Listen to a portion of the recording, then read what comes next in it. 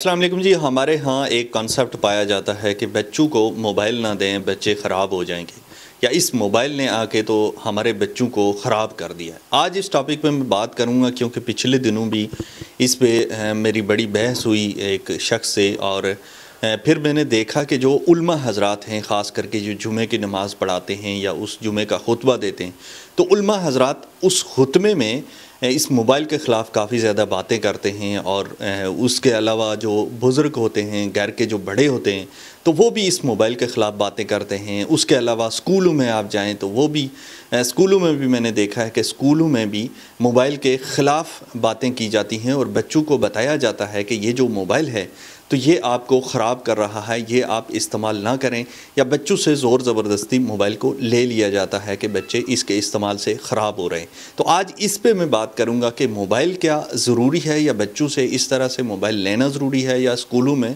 बच्चों को मोबाइल देना या ना देना। आज इस टॉपिक पे मैं बात कर। सबसे पहली बात यह है कि मोबाइल किसी को भी ख़राब नहीं करता। जो ख़राब होना होता है तो वो बग़ैर मोबाइल के भी ख़राब हो जाता है, और अगर किसी ने ख़राब नहीं होना तो वो उसके पास चाहे एक छोड़ के दो मोबाइल हों, वो फिर भी ख़राब नहीं होता। मोबाइल ने पूरी दुनिया को ग्लोबल विलेज बना दिया। ग्लोबल विलेज से ये मुराद है कि पूरी दुनिया एक गांव में कन्वर्ट हो गई है। आज हम यहाँ पे कभी हमने सोचा नहीं था कि हम यहाँ पे बैठ के अमेरिका में, बरतानिया में हम किसी से भी टेलीफोनिक बात कर सकते हैं, और ना सिर्फ बात कर सकते हैं बल्कि वीडियो कॉल के ज़रिए उसको देख भी सकते हैं कि वो क्या कर रहा है।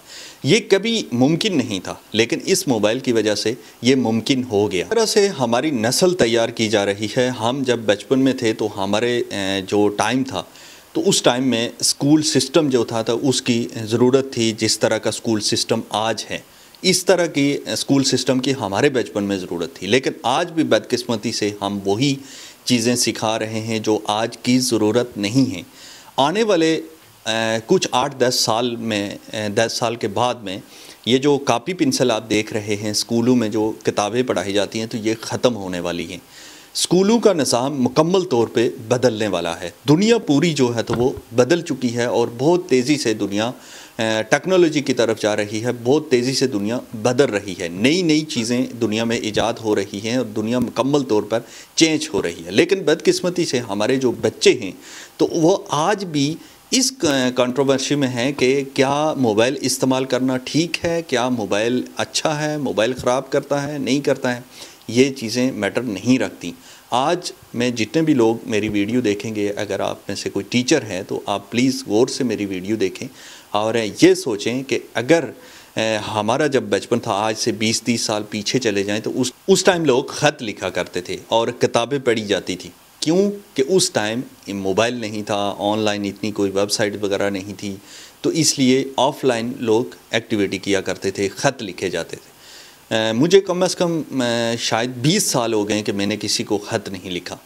तो आप में से भी बहुत सारे लोग होंगे जिन्होंने ख़त लिखना छोड़ दिया होगा। आज के दौर में कोई ख़त नहीं लिखता, तो इसका क्या मतलब है कि वो जो लिखाई थी हमारी तो वो ख़त्म हो चुकी है। तो आज स्कूलों में क्या पढ़ना चाहिए? आज हम क्या मोबाइल पे आ चुके हैं, और मोबाइल पे आके तो हम टाइपिंग करते हैं या वॉइस करते हैं तो किसी को भी हमारा मैसेज चला जाता है। लेकिन आज से अगर 20 साल पीछे चले जाएं तो उस टाइम ये चीज़ें नहीं थी, बल्कि ख़त लिखना पड़ता था, महीनों महीनों इंतज़ार करना पड़ता था, तब जाके तो हमें रिप्ले मिलता था। लेकिन आज एक क्लिक में आपको रिप्ले भी मिल जाता है। बहुत अफसोस से कहना पड़ता है कि आज भी हम स्कूलों में ऐसी एक्टिविटी करवा रहे हैं या किताबें जो रट्टा लगवा रहे हैं, तो उसकी वजह से हमारे बच्चों के जो हाफ़ज़ा है तो उस पर बड़ा असर पड़ता है। हम पहले स्कूल पढ़ाते हैं, फिर ट्यूशन पढ़ाते हैं, तो वो पूरा दिन हमारा बच्चा जो है तो वो हिफ़्ज़ कर रहा होता है, ए से एप्पल और बहुत सारी ऐसी चीज़ें हैं। फिर बड़े जब होते हैं तो ये सिखाया जाता है कि 23 मार्च को क्या हुआ, 8 अगस्त को क्या हुआ, 14 अगस्त को क्या हुआ। ऐसी बहुत सारी चीज़ें फ़ज़ूल में सिखाई जाती हैं जिनका हमारी जो रियल ज़िंदगी है तो उनसे कोई वास्ता नहीं होता। आपने अक्सर देखा होगा कि लोग ये कहते आपको नज़र आते हैं कि हमने स्कूल असल सबक जो सीखा है तो वो स्कूल छोड़ने के बाद रियल ज़िंदगी में जब हमने कदम रखा तो उस टाइम सीखा। तो इसका क्या मतलब है कि स्कूल में जो कुछ हमें पढ़ाया जाता है तो उससे हमारी रियल ज़िंदगी का कोई वास्ता नहीं है। तो इसलिए बच्चों को बजाय इसके कि मोबाइल से दूर करें, लैपटॉप से दूर करें, इंटरनेट, एआई, चैट जीपीटी, इस चीज़ों से दूर करें, बल्कि इन चीज़ों की तरफ ले आएँ और आने वाले वक्त की ये जो ज़रूरत है तो उसको मद्देनज़र रखें, AI सिखाएं, मोबाइल के बारे में बताएं। मोबाइल पे ऐसी बहुत सारी एप्लीकेशन हैं जिनके ज़रिए आप बच्चों को पढ़ा सकते हैं, जिनके ज़रिए आप बहुत सारी ऐसी चीज़ें नई सिखा सकते हैं जिसकी वजह से बच्चे आने वाले दिनों में बहुत सारी तब्दीलियाँ ला सकते हैं। आपने देखा होगा कि हम बचपन से अभी बूढ़े हो गए हैं तो हम वही रोना रोते हैं हर 5 साल बाद जब भी इलेक्शन होते हैं। तो हमारा पानी का मसला, गैस का मसला, गटर का मसला, गलियों का मसला, तो ये मसले हल हो क्यों नहीं रहे? हम स्कूलों से वो बच्चे तैयार क्यों नहीं कर रहे जो ये मसले हल करके हमें दें?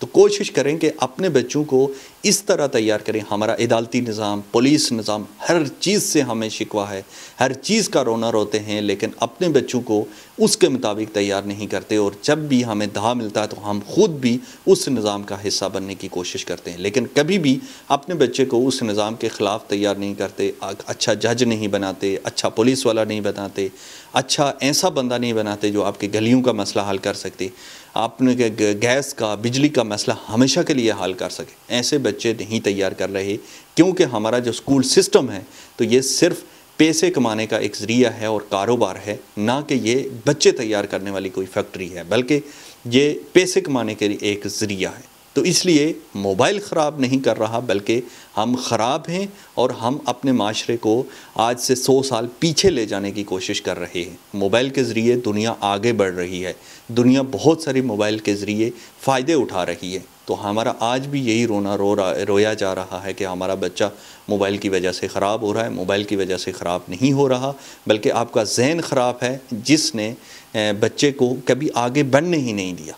आप बच्चे को ख़ुद मुख्तार करें और उसको समझाएं कि ये मोबाइल के ये फ़ायदे हैं, आप इससे फ़ायदा उठा सकते हैं। बच्चे को नुकसान सिखाएं ही ना, बच्चे को नुकसान बताएं ना कि बच्चा इसके ये भी नुकसान हो सकते हैं। आप मोबाइल के फ़ायदे बताएं, ना कि बच्चे को नुकसान बताएं।